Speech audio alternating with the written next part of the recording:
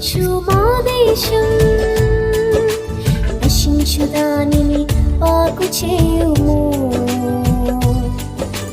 దేవా దృష్టించు మా దేశం, నశించు దానిని బాగు చేయుము.